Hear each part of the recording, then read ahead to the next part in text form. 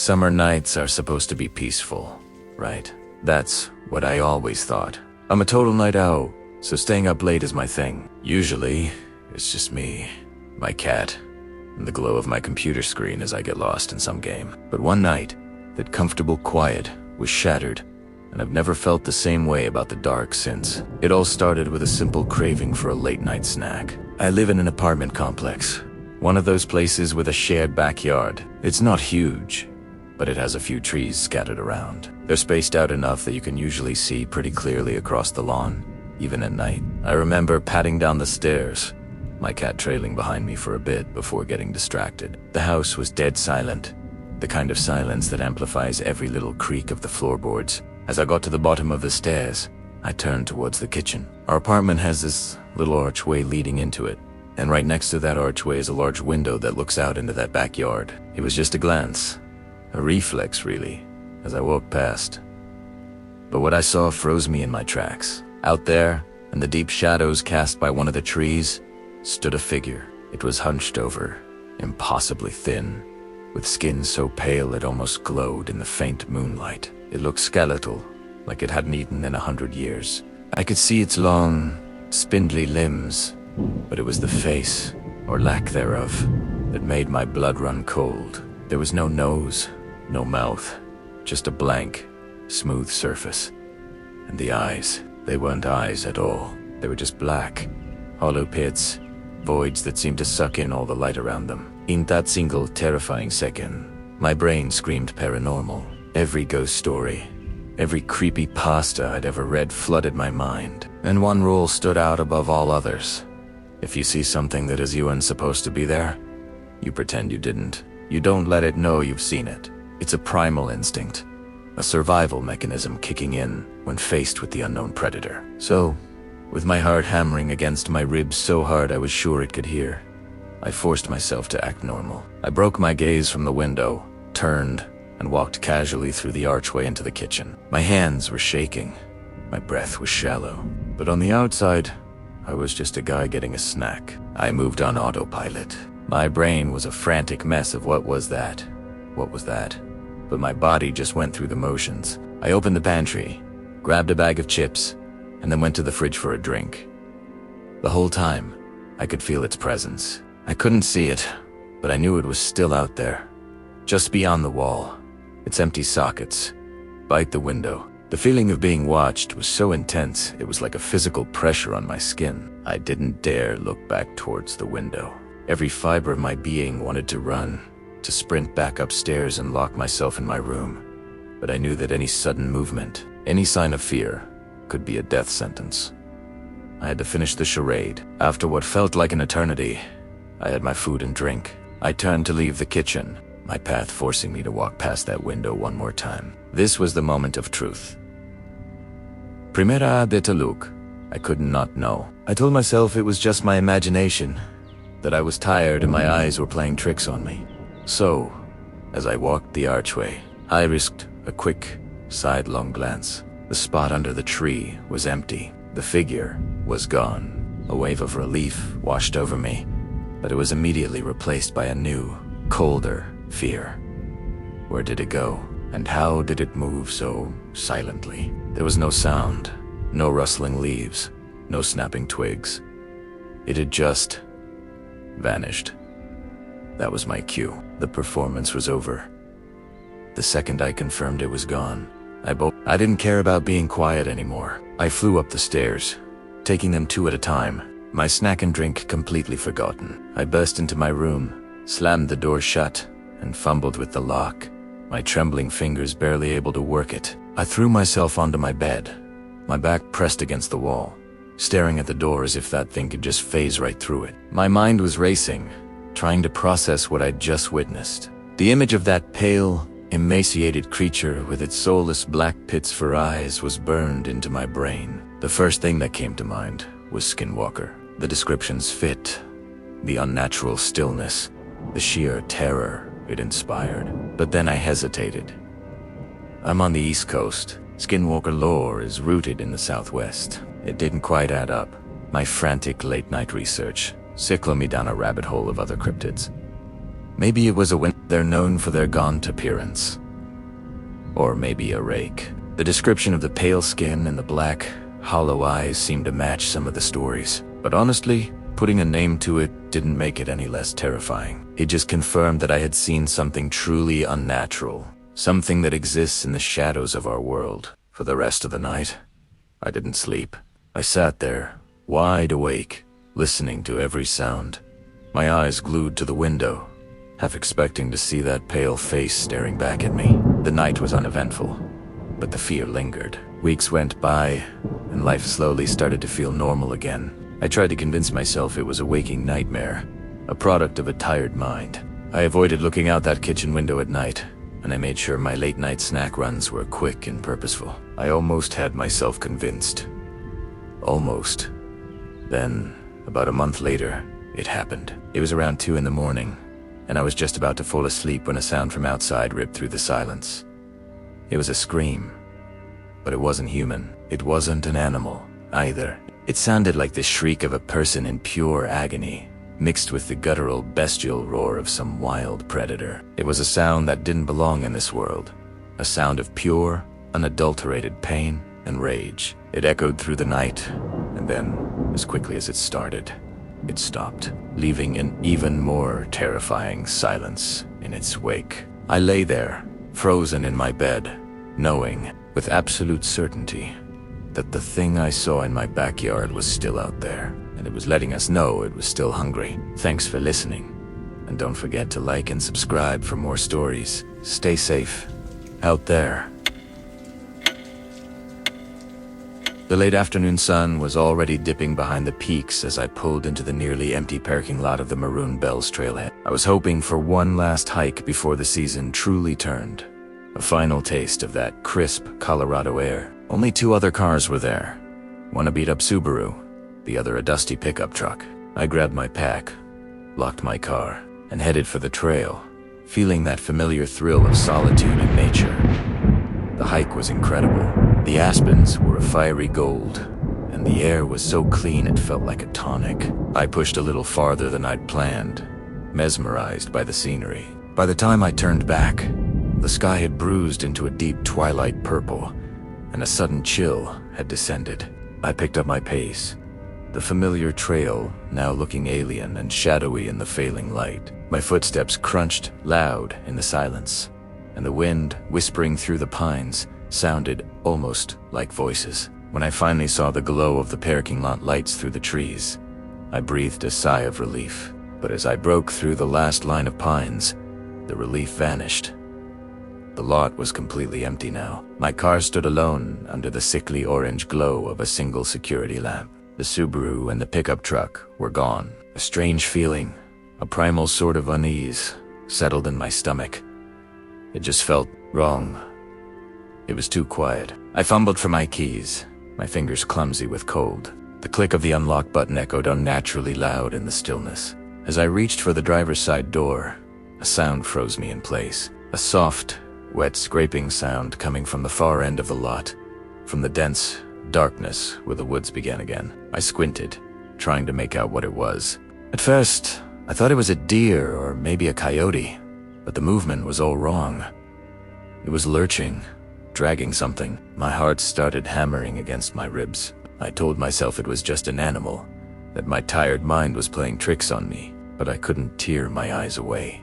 The shape slowly moved into the edge of the light. It was tall, impossibly tall and thin, hunched over in a way that wasn't natural. It was dragging what looked like a deer carcass, but its limbs were long and jointed like a spider's. It moved with a sickening, jerking motion, its head swiveling from side to side as if sniffing the air. I was paralyzed, every instinct screaming at me to get in the car and drive. But my body wouldn't obey. The thing stopped its grotesque meal and lifted its head. It wasn't an animal's head. In the dim light, I could make out a shape that was disturbingly human-like, but stretched and distorted. It had no discernible features, just a pale, smooth surface that seemed to absorb the light. And then, it looked directly at me. I couldn't see eyes, but I felt its gaze lock onto mine. A feeling of pure, predatory malice that drilled right into my soul. That's what broke the spell. I ripped the car door open, threw myself inside, and slammed it shut. My hands shaking so badly I could barely get the key into the ignition. The engine roared to life, and the headlights cut a brilliant path across the asphalt, right onto the spot where the creature had been, but there was nothing there. Not the creature, not the deer. Just empty, dark pavement. I didn't wait to second-guess what I saw. I slammed the car into reverse, tires squealing as I backed out, and then floored it, speeding down the winding mountain road. My eyes kept darting to the rearview mirror, half expecting to see that horrifying figure loping behind me, keeping pace with the car. The woods on either side of the road felt menacing, alive, as if 1,000 unseen eyes were watching me flee. Every snap of a twig, every rustle of leaves I'd heard on the trail replayed in my mind, but now they sounded different, sinister. I remembered the feeling of being watched on the way back down. Had it been following me the whole time, waiting for me to be alone, isolated in that parking lot? The thought sent a fresh wave of terror through me. The drive back to town was a blur of adrenaline and fear. The empty parking lot, the unnatural silence, the grotesque figure in the shadows, it was a nightmare etched into my memory. When I finally saw the familiar glow of city lights, I almost cried with relief. I drove straight home, locked every door and window, and sat in the dark, trying to process what had happened. Sleep was impossible. Every time I closed my eyes, I saw that tall, gaunt figure, its featureless face turned towards me. I heard the wet, scraping sound of its meal. I felt its malevolent gaze. I've been an avid hiker my whole life, spent countless hours in the wilderness, day and night. I've seen bears, mountain lions, all sorts of wildlife. I've never felt fear like that. It wasn't the fear of a wild animal. It was the fear of something ancient, something that defies explanation, something that wears the skins of other things to hunt in the dark. I haven't been back to the mountains since. I sold my hiking gear. Sometimes, at night, when it's too quiet, I hear a faint scratching sound outside my window, and my blood runs cold. I don't know what I saw in that parking lot in Colorado. The locals have stories, whispers of things that walk on two legs but aren't human, things that mimic voices to lure you into the woods. They call them skinwalkers. All I know is that I looked into the eyes of something that shouldn't exist, and it looked back, and I know, with a certainty that chills me to the bone, that it remembers me, too. Thanks for tuning in. If you've had a similar encounter, share your story in the comments below. Stay safe out there, and don't forget to like and subscribe for more tales from the shadows. Log entry. October 27th. Ranger Thorne, on duty. Graveyard shift. It's my third week out here in the petrified forest, and the silence is still something you have to get used to. It's not empty. It's just waiting. The moon is a sliver tonight, barely enough to turn the ancient, fossilized logs into strange, sleeping giants. Dispatch gave me the usual rundown.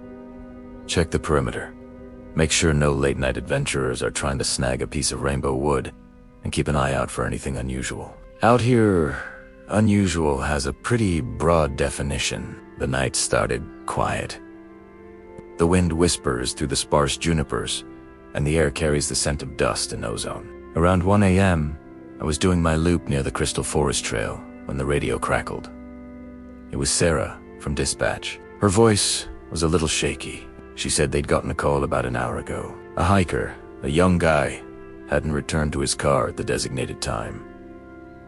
His girlfriend was panicking. Last she heard, he was trying to get some epic sunset photos off the beaten path. That's a classic mistake one. I told Sarah I'd do a preliminary sweep. Standard procedure.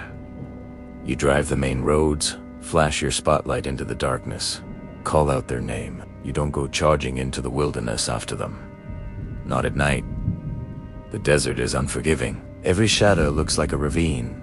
Every rock looks like a crouching animal. I grabbed the logbook to make a note. The last entry on this page, written in a different hand, probably old man Hemlock's before he retired, was just 4 words, underlined twice. Do not track anything I chuckled at the time. Sounded like something a grizzled old-timer would say. I drove out toward the Blue Mesa Trail, where the guy's car was parked. The air felt heavier there, colder. I killed the engine and stepped out. "Hello? Ranger Thorne? Is anyone out here?" My voice felt small, swallowed by the immense, quiet dark. Nothing. Just the wind. I called out the hiker's name. Let's call him Alex. Alex. Park Service. Make your location known. Silence. But then, I heard it. A faint sound, carried on the wind. A voice. It sounded like a man crying for help. "Help me, ... I'm over here, ... Hurt, ... My training kicked in. Adrenaline started to pump. The voice was weak, but it was clear. It seemed to be coming from a wash about 100 yards off the road. I grabbed my high-lumen flashlight and my med kit. Every instinct told me to go. Someone was hurt. But then, Hemlock's warning echoed in my mind. Do not track anything. He'd felt stupid. A man needed help. "Sarah, I've got a possible voice contact." I radioed in. "Sounds like our guy. I'm going to try and get a visual." Before she could respond, the voice called out again, closer this time. "Please, ... my leg. I think it's broken." It had a strange quality to it now. A little too high-pitched. A little too ... rehearsed. Like someone imitating a person in pain. My hand froze on the truck's door handle. That's when my spotlight caught something. 2 points of light, low to the ground, just at the edge of the wash. Animal eyes. Coyote? Probably, but they weren't yellow or green. They were a piercing, intelligent blue, and they were watching me. They didn't blink. The voice called out again, from the asterisk, same exact spot. Asterisk is the eyes. "Can't you see me?" "I'm right here." A chill, cold and sharp, went straight down my spine. That wasn't a man. I slowly backed away, got into the truck, and locked the doors. My heart was hammering against my ribs like a trapped bird. I radioed Sarah. "Sarah, disregard. Full salam. I'm returning to the main road." "Thorne, are you okay? You sound... ... I'm fine." I cut her off. Just the wind playing tricks. I knew she wouldn't buy it, but I didn't know what else to say. How do you tell dispatch you think you just heard a coyote mimic a human voice perfectly? As I started the engine and put the truck in drive, I looked back toward the wash. The blue eyes were gone, but standing where they had been was a figure. It was tall, impossibly thin, and silhouetted against the rock. It was too dark to see details, but it wasn't shaped right. Its limbs were too long, its posture all wrong. It just stood there, watching me leave. It didn't move a muscle, it just watched.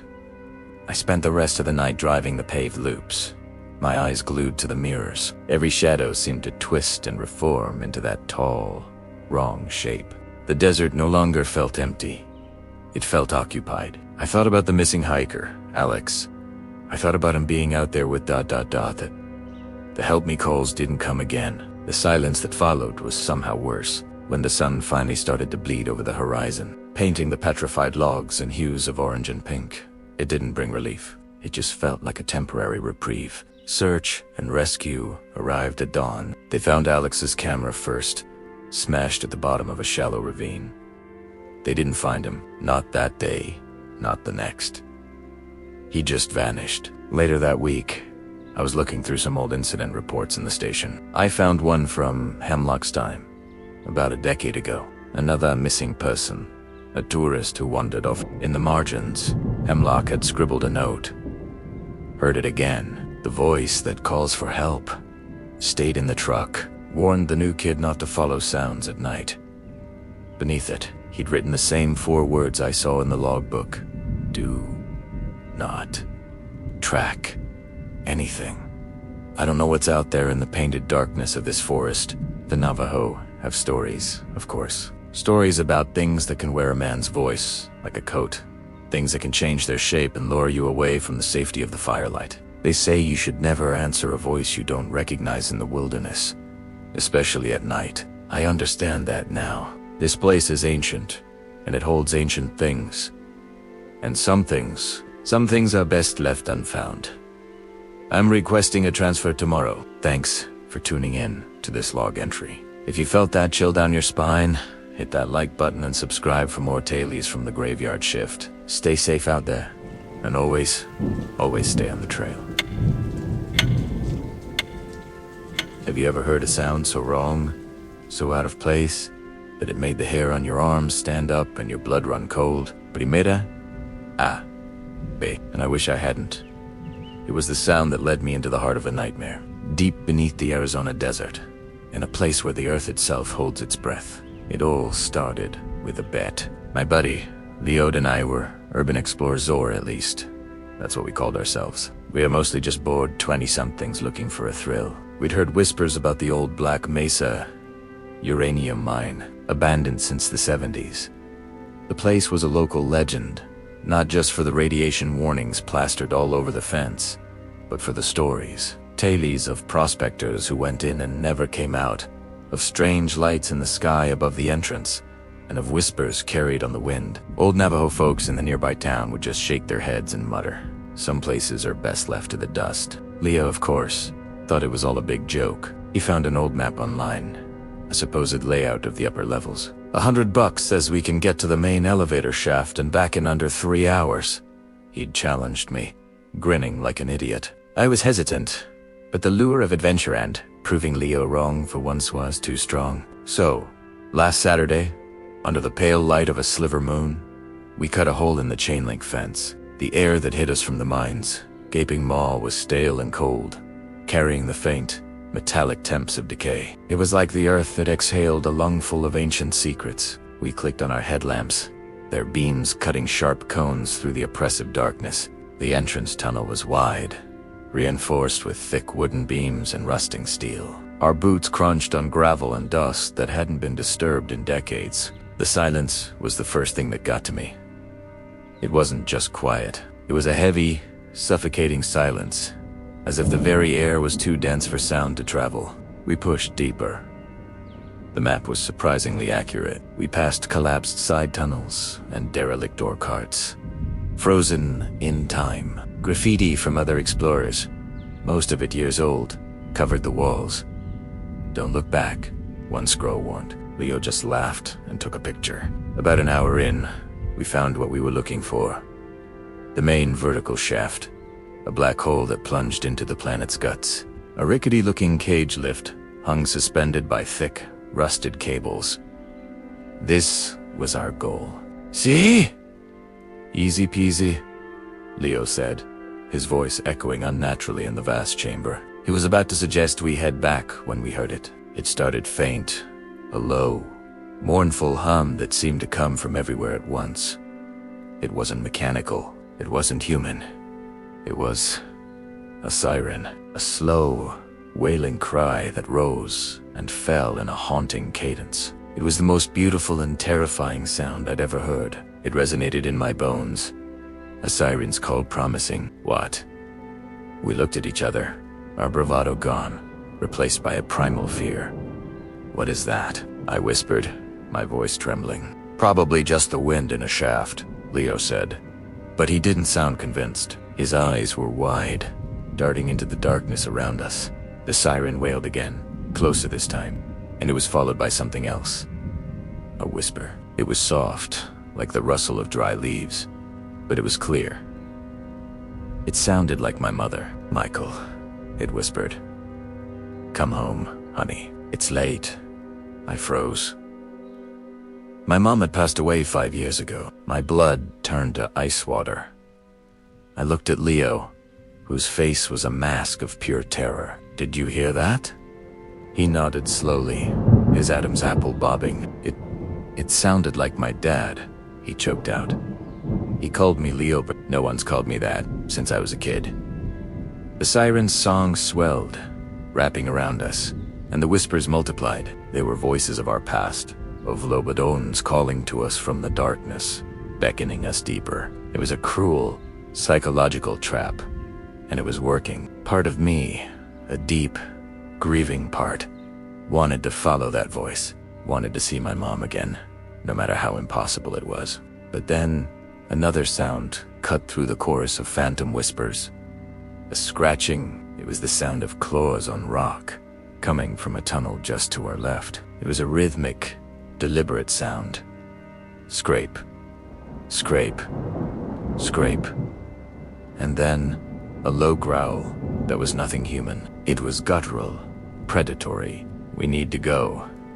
"No," I said, grabbing Leo's arm. The spell was broken, replaced by sheer, undiluted panic. We turned and ran, our headlamps bouncing wildly, painting chaotic strobes of light and shadow on the tunnel walls. The siren faded, but the scratching grew louder, closer. It was keeping pace with us. We could hear it, just behind us in the dark, a frantic skittering that was impossibly fast. We sprinted through the labyrinthine tunnels, our lungs burning, our minds screaming. The map was useless now. We were just running towards the memory of the entrance. The whispers came back, no longer soft and beckoning, but sharp and mocking. They twisted the voices of our loved ones into taunts and jeers. "You can't run," my mother's voice hissed. "You were always such a disappointment." We burst back into the main entrance tunnel, the faint gray light of the outside world, a beacon of hope. But something was standing there, silhouetted against the entrance. It was tall and painfully thin, its limbs too long, its joints bent at unnatural angles. It was draped in what looked like a tattered coyote pelt, its head a nightmarish fusion of animal and human. Its eyes, they glowed with a faint, malevolent red light, like the embers of a dying fire. It wasn't moving, it was just watching us, its head cocked to one side as if studying a particularly interesting insect. We skidded to a halt, trapped. Behind us, the scratching predator from the tunnels. In front of us, this thing. The air grew thick with the smell of ozone and damp earth. The creature at the entrance slowly raised a long, spindly arm and pointed a clawed finger at the side wall. My headlamp beam followed its gesture, and what I saw made my stomach heave. The wall was covered in fresh carvings, scratched into the rock. They were symbols, ancient and geometric, but arranged in a spiral. And in the center of the spiral, there were faces, dozens of them, crude, terrified faces, their mouths open in silent screams. Below them were names. I saw Prospector John, 1952. I saw Hiker Sarah, 1988.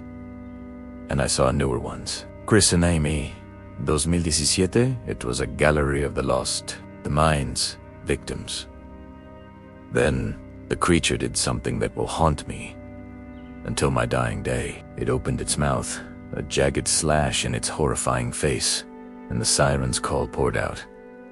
It was the source. It was singing its beautiful, deadly song. And as it sung, the whispers started again, but this time, they were all around us, coming from the walls, the ceiling, the floor, the voices of the faces carved in the rock, a chorus of the damned. The scratching behind us stopped. A new sound began, a wet, tearing sound, followed by a low chuckle that was a perfect imitation of Leo's laugh. I didn't dare turn around. The creature at the entrance took a step towards us. It moved with a jerky, disjointed grace that was utterly wrong. It wasn't walking. It was uncoiling. The whispers intensified, weaving into the siren's song, creating a symphony of pure dread. Stay. They seemed to say join the song. Join the wall. Leo screamed mad. It wasn't a human sound. It was the shriek of a soul being torn apart. I risked a glance over my shoulder. In the flickering light of my headlamp, I saw another one. Shorter, broader, its form shifting and contorting, wrapped in the remains of a security guard's uniform. It had Leo. Its claws were buried in his shoulder, and as I watched, its face began to melt and reshape itself, morphing into a twisted, screaming caricature of Leo's own face. I didn't think. I just acted. There was a derelict or cart to my right, filled with loose rocks. With a surge of adrenaline-fueled strength, I shoved it with all my might. It groaned and rolled, picking up speed as it careened down the slight incline of the tunnel, straight towards the creature at the entrance. The thing's siren song faltered for a second as it turned its glowing eyes towards the rumbling cart. It sidestepped with impossible speed, letting the cart crash into the tunnel wall. But it was the distraction I needed. I scrambled past it, out of the mine's entrance and into the pre-dawn glow. I didn't stop running. I ran through the scrub and cactus, ignoring the thorns that tore at my clothes and skin. I ran until the black maw of the mine was just a dark spot on the horizon. I ran until I collapsed on the asphalt of a deserted highway, my lungs on fire, my body shaking uncontrollably. I never looked back. I left Leo in there. I left him to become another face on the wall, another voice in the siren's song. They found me at dawn, a rambling, incoherent mess. They said I was suffering from dehydration and exposure. They searched the mine, of course. They found our gear. They found the hole in the fence. They found the carvings, but they never found Leo. They never found any sign of a struggle. To them, it's just another case of a missing person in the vast wilderness. But I know the truth. Sometimes, late at night, when the wind howls just right, I think I can hear it. A faint, mournful siren on the edge of hearing. And sometimes, in the quiet of my room, I hear a whisper, a familiar voice, a twisted version of Leo's laugh, calling my name from the darkness. The mine is a trap, the siren is the bait, and the whispers are the last echoes of those who listened. I got out, but I left a part of myself in that mine, and I know, with chilling certainty, that one day it will come back to claim the rest. Thank you for listening to my story. If you've ever found yourself drawn to places you know you shouldn't be, maybe think twice. Some whispers are best ignored. Don't forget to like this video and subscribe to the channel for more stories from the dark. Stay safe out there. The desert at night is a different world. The heat of the day bleeds away, leaving a silence so profound you can hear your own heartbeat. That's what I used to think. Anyway, now that silence terrifies me. I work as a night auditor for a massive solar farm, miles from the nearest town. Just me, a million glass panels, and the endless, whispering sand. My job is simple. Drive the grid, check for damage, and log any anomalies. Usually, it's a cracked panel from a bird strike or a loose connection. But last Tuesday, I logged an anomaly that wasn't on any checklist. It started around 2 a.m., deep in the southern sector. The moonlight was so bright, it made the solar panels look like a frozen, black ocean. I was cruising along in my electric cart, the only sound the quiet hum of its motor and the crunch of gravel under the tires. That's when I saw a flicker of movement at the edge of my headlights. Primetta slowed down expecting a coyote or maybe a jackrabbit. But this was wrong. It was tall, impossibly lean, and moved with a jerky, unnatural gait. It scrambled over a low dune and vanished before I could get a good look. I shook my head, blaming the long hours and the desert's knack for playing tricks on the eyes. I noted a possible large animal sighting in my log and kept going, trying to push the unease out of my mind. An hour later, I was in Sector Gamma, the most remote part of the farm. The panels here are the newest, gleaming under the stars. I parked the cart to inspect a panel that had flagged a minor power fluctuation. I pulled out my multi-tool, crouched down, and shined my headlamp on the connection port. Everything looked fine.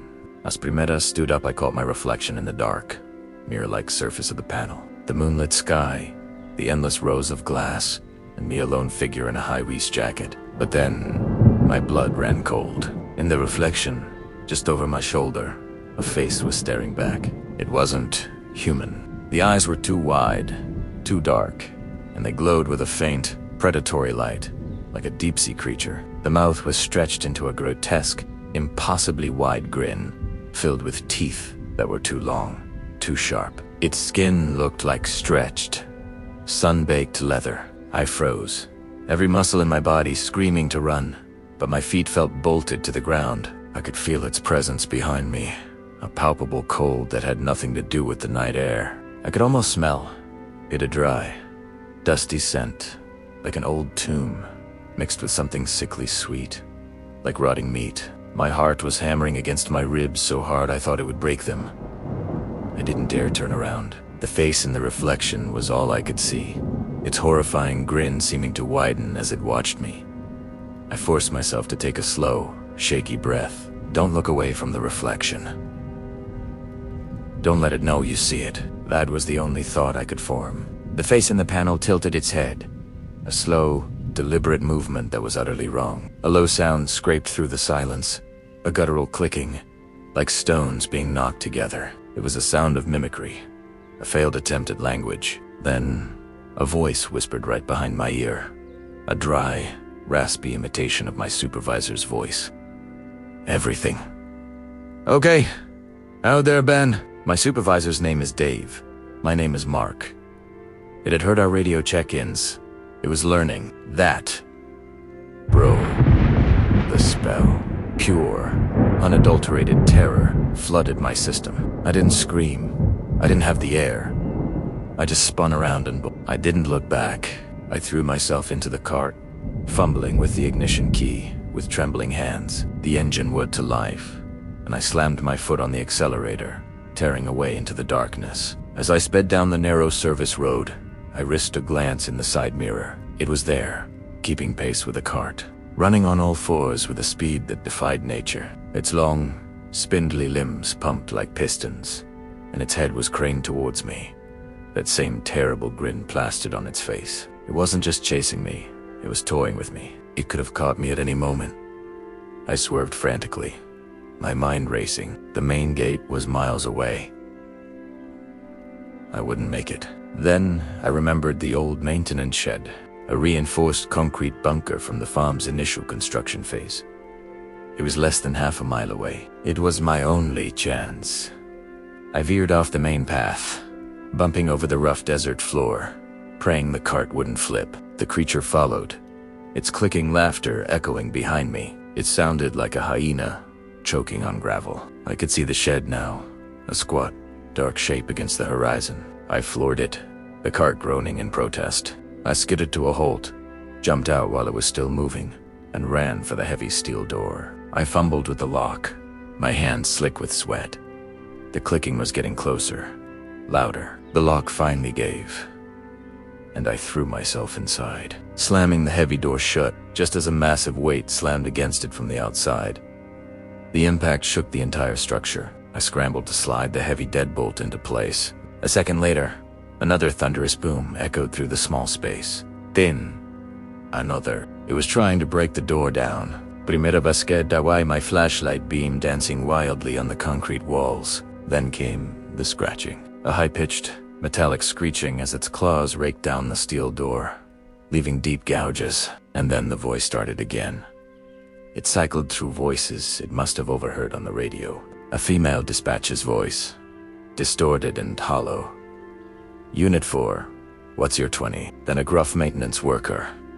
Gonna need a new inverter on panel 7B. Each voice was a perfect mimicry, but with a horrifying, underlying rasp. It was a collection of stolen sounds. Then, it used my voice. Let me in, it whispered. A perfect, chilling copy of my own tone. It's cold out here. I clamped my hands over my ears, squeezing my eyes shut. This couldn't be real.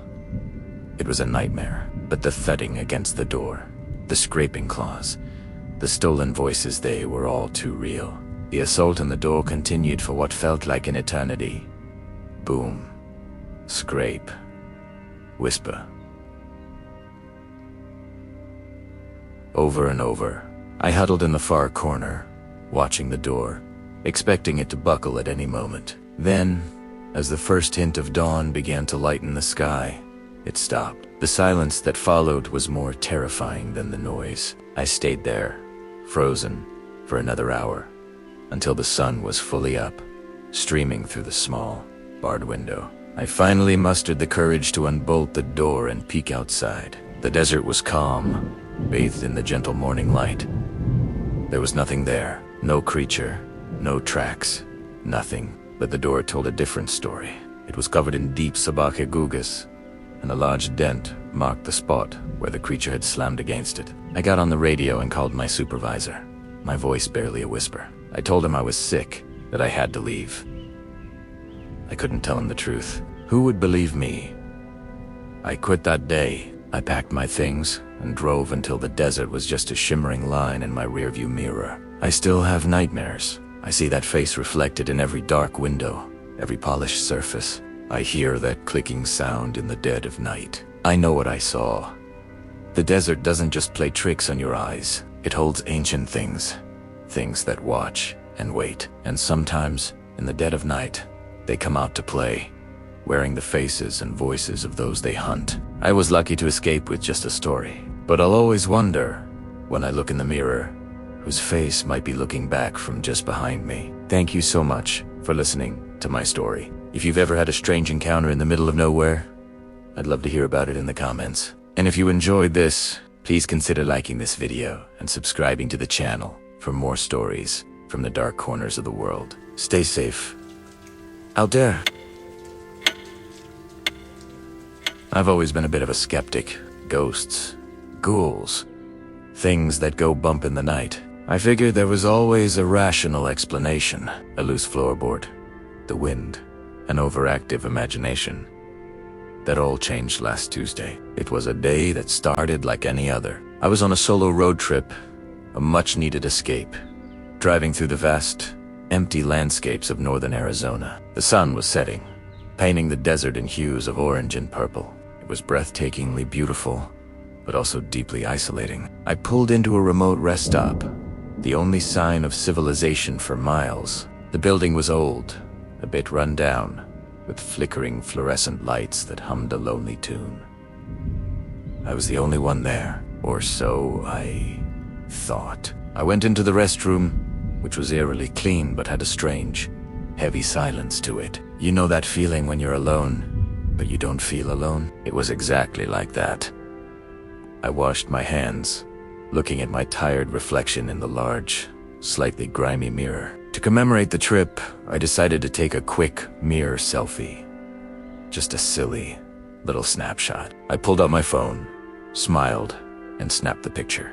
I glanced at the photos on my screen, and my heart stopped. In the picture, standing in the stall directly behind me, was a figure. It was tall, unnaturally so, with its head nearly touching the ceiling of the stall. Its face was shrouded in shadow, but I could make out 2 points of light that looked like eyes, glowing faintly. They were staring right at me, right through the phone. A spoon around my breath catching in my throat. The stall door was wide open. The stall was empty. The entire restroom was empty. There was no one there. My mind raced, trying to find a logical reason. A glitch in the phone's camera? A trick of the light? I checked again. The figure was undeniably there in the photo. It wasn't a smudge or a shadow. It was a person, or something that looked like one, but it wasn't in the room with me. A cold dread, thick and suffocating, washed over me. I felt a primal fear I had never experienced before. I had to get out. Now. I scrambled out of the restroom, not even bothering to dry my hands. The air outside felt colder than before. The sun had completely set, and the desert was now a black, formless void under a blanket of stars. I fumbled for my car keys, my hands shaking uncontrollably. As I got into my car, I couldn't resist one last look back at the restroom building. In the doorway, silhouetted against the weak light from inside, I saw it. This metal gaunt figure from my photo. It stood perfectly still, just watching me. I didn't wait to see more. I slammed my car into drive and peeled out of that rest stop, tires screeching on the asphalt. My heart was hammering against my ribs, and I kept glancing in my rearview mirror, terrified I would see it following me. The road was dark and empty, stretching endlessly into the night. For a while, there was nothing but the hypnotic white lines on the pavement. I started to calm down, hoosed a little.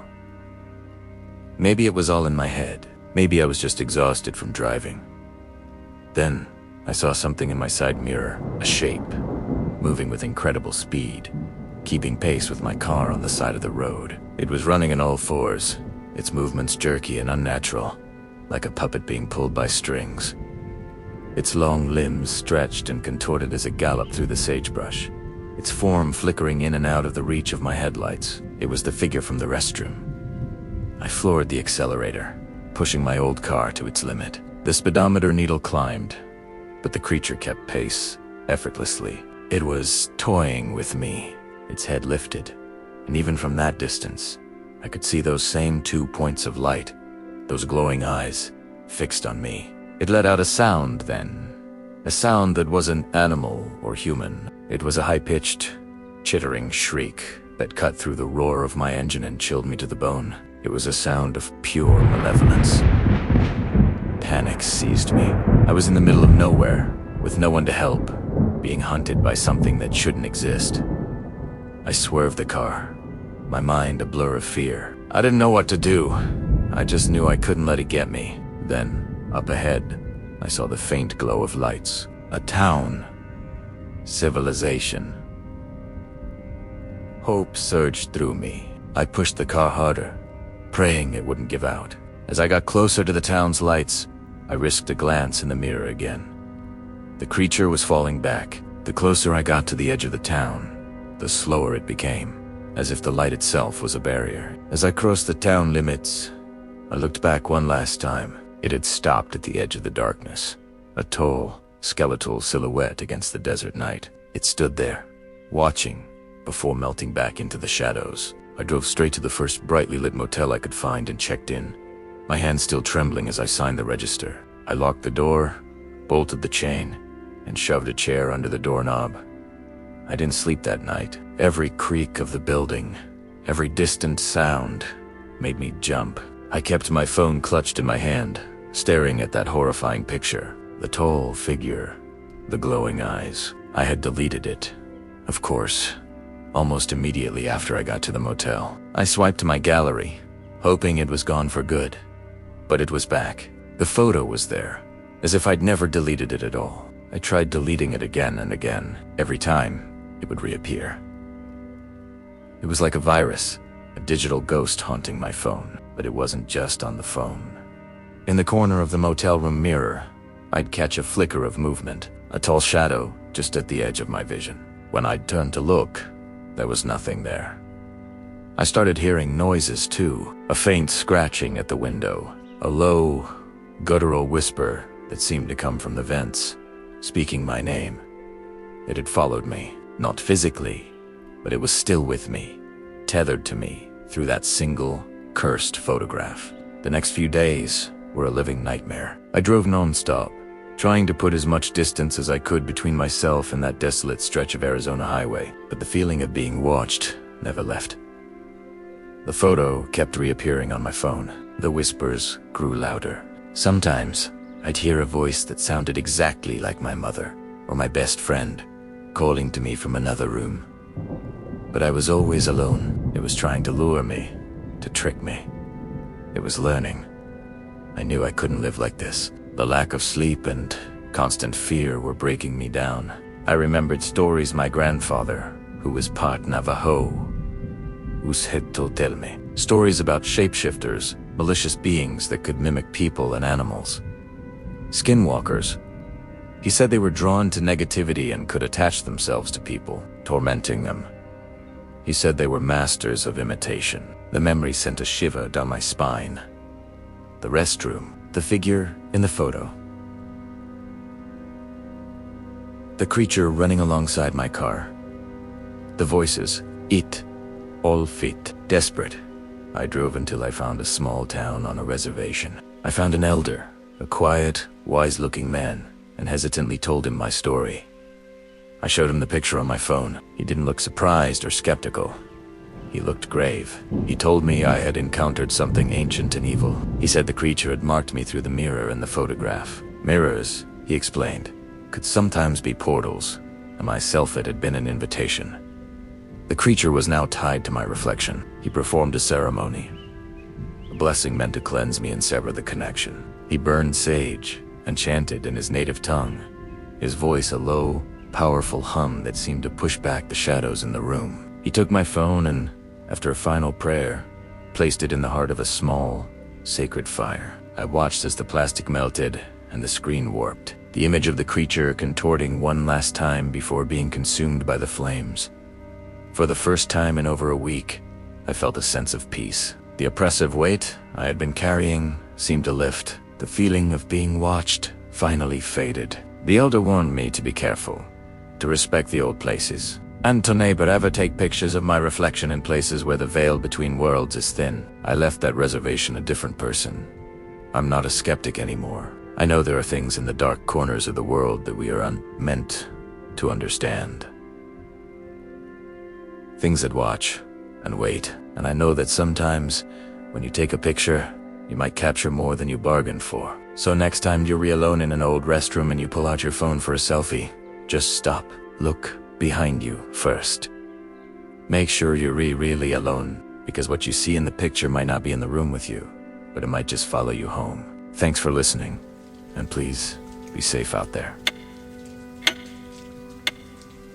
Have you ever felt a presence so ancient and malevolent that the very air turns cold and heavy? A feeling that you're being watched by something that isn't human.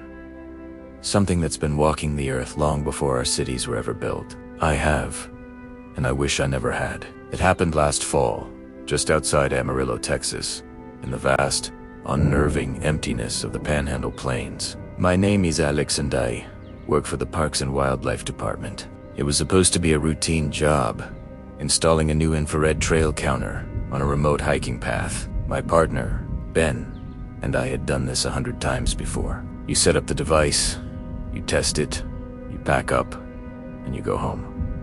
Simple. But what happened that day? That day wasn't simple. It was a descent into a nightmare I can still feel clawing at the edges of my sanity. The trail counter didn't just count hikers. It counted something else, something that was hunting us. We drove out to the Palo Duro Canyon area. The landscape, a stark, beautiful canvas of red rock and sparse juniper trees. The trail was seldom used, winding deep into a secluded part of the canyon. Why even put a counter out here? Ben grumbled, kicking a loose rock. Pretty sure the only things using this trail are coyotes and the occasional lost tourists. I just shrugged, focusing on finding the perfect spot. We needed 2 trees, directly opposite each other, to mount the transmitter and receiver. We found a good pair about a mile in, where the trail narrowed. The air was still, almost unnaturally so. No birdsong, no rustle of critters in the underbrush, just a profound, listening silence. We got to work drilling the mounts and setting up the equipment. It took about an hour. Once it was all connected, I pulled out my laptop to calibrate the system. The small LCD screen on the counter unit flickered to life, showing a big, bold 0. All right, let's test it, I said. Walk through. Ben did, and the counter clicked up to 1. He walked back. 2. I walked through and back. 4. Looks good, I said, relieved. Let's pack it in. Ben nodded, already gathering his tools. I was about to close my laptop when my eyes caught the number on the counter's display. It had changed. It now read 5. I frowned. Ben, did you just walk through again? He was 20 feet away. He's back to me. Nope. Haven't moved. My heart skipped a beat. A glitch, maybe? A deer? I scanned the area. Nothing. The trail was empty in both directions. The silence was suddenly heavy, pressing in on me.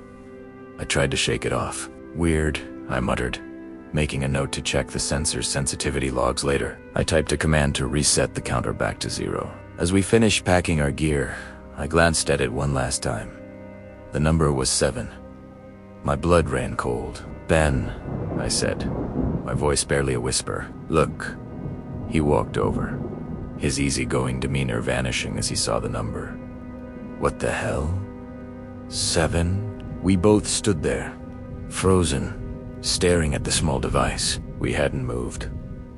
Nothing had passed between the sensors. We were utterly alone. Or so we thought, as we watched, paralyzed by a creeping dread. The number clicked again. 8. It was happening right in front of us. Something invisible was crossing the beam. Ben grabbed my arm. Alex, this isn't right. Let's go. Now. But I was transfixed. My scientific curiosity was at war with the primal fears screaming in my gut. 9, then 10. It was like a slow, deliberate countdown to something terrible. Each click of the counter was a footstep of our own doom, getting closer and closer. The sun began to dip below the canyon rim, casting long, distorted shadows that seemed to writhe and twist. The temperature dropped. I could see my own breath fogging in the air. That's when we heard it. A faint sound, carried on the wind. It was a whistle, a strange, disjointed melody that seemed to have no human origin. It was high-pitched, almost like a bird, but it was warped, off-key, and it made the hairs on my neck stand on end. The whistling grew louder, seeming to come from all directions at once. The trail counter kept climbing. 15 minutos, and 16 minutos, and 17 minutos. It was as if a whole crowd of unseen people were walking past, one after another. "We're leaving," Ben said, his voice firm, pulling me toward the trail back to the truck. I didn't resist this time. The fear had won. We started walking, practically jogging, away from that cursed spot. But the whistling followed us. It echoed off the canyon walls, a mocking, predatory tune that seemed to wrap around us. We didn't dare look back.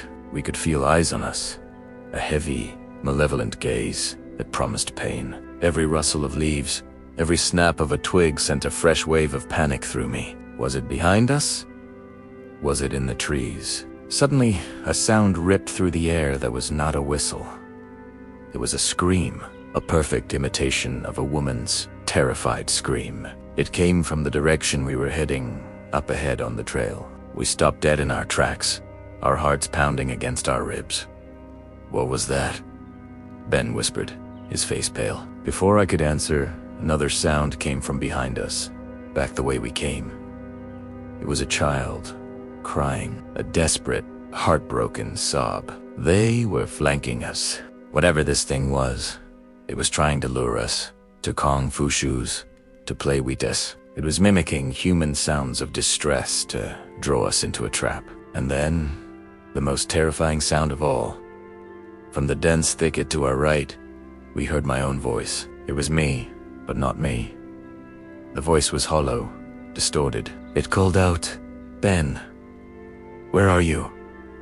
"I'm lost." Ben looked at me, his eyes wide with disbelief and horror. I just shook my head, unable to speak. The mimicry was perfect. It was a predator that had learned our names, our voices. We abandoned the trail and crashed through the brush, running blindly, desperately. Thorns and branches tore at our clothes and skin, but we didn't care. The only thing that mattered was getting away. The sounds pursued Usta whistle, the woman's scream, the child's cry, and my own stolen voice, calling Ben's name over and over again from the growing darkness. We finally burst out of the canyon and onto the dusty plain where we deparked the truck. We fumbled with the keys, our hands shaking so violently it took 3 tries to get the door open. We threw ourselves inside, locked the doors, and Ben floored the accelerator.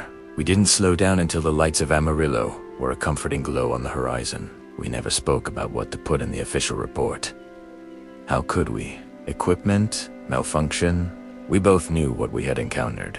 An old evil from a time before time. The local stories call it a skinwalker, a shapeshifter, a mimic, a thing of pure malice that wears the skins of its victims and steals their voices to lure its next prey. I quit my job a week later. I couldn't go back out there. I couldn't face the silence of the wilderness, knowing what lurks within it. Sometimes, late at night, when the wind howls, I think I can hear it. That high, off-key whistle. I checked the park's public trail data online. Just once. The counter we installed is still active. The numbers are astronomical. Thousands upon thousands of crossings. Every single day.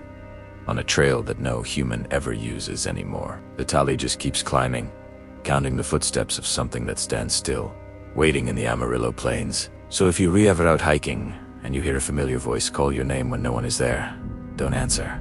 Don't even look. Just run. Thanks for listening. If you enjoyed this story, please like, share, and subscribe for more tales from the shadows. Stay safe out there.